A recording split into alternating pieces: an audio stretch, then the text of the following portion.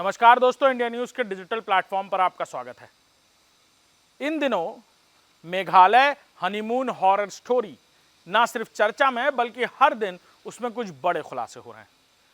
सोनम को हालांकि मेघालय पुलिस ने अपने शिकंजे में तो फंसा लिया, लेकिन अब सोनम से कोर्ट में पेश किए जाने के बाद, रिमांड के बाद जो पूछताछ होगी वो असली घटना से पर्दाफाश कर पाएगी।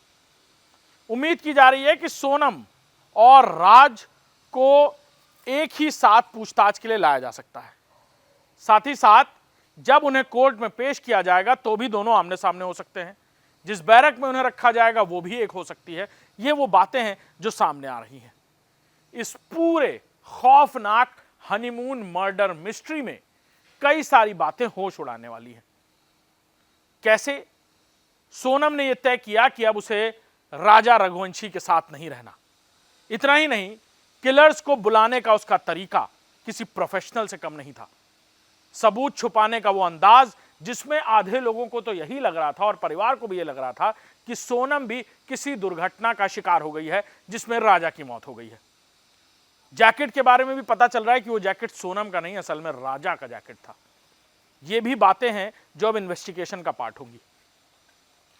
आज कोर्ट में पेश करने के बाद, सोनम की रिमांड मंजूर होने के बाद सोनम और राज से एक साथ पूछताछ हो सकती है।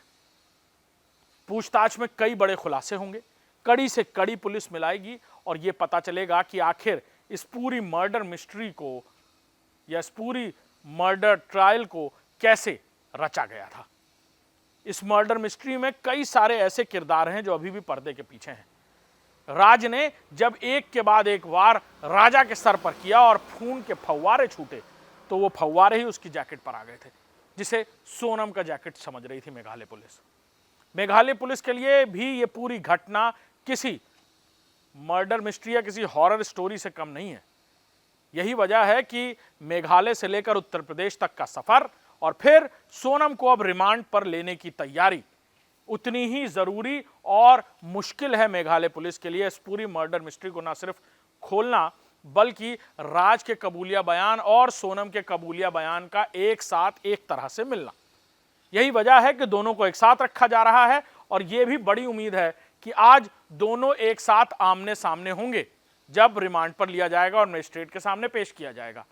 आज जब दोनों एक दूसरे के आमने सामने होंगे तो देखना होगा कि क्या कुछ कहते नजर आते हैं। क्या एक दूसरे को देखकर भावुक हो जाएंगे दोनों? क्योंकि ऐसा तो बिल्कुल नहीं सोचा होगा कि राजा को मौत के घाट उतारने के बाद जिस खुशगवार जिंदगी का सपना सोनम और राज देख रहे थे, वो तो अब काल कोठरी के पीछे बीतने वाली है। परिवार की तरफ से भी अलग अलग प्रतिक्रियाएं हैं।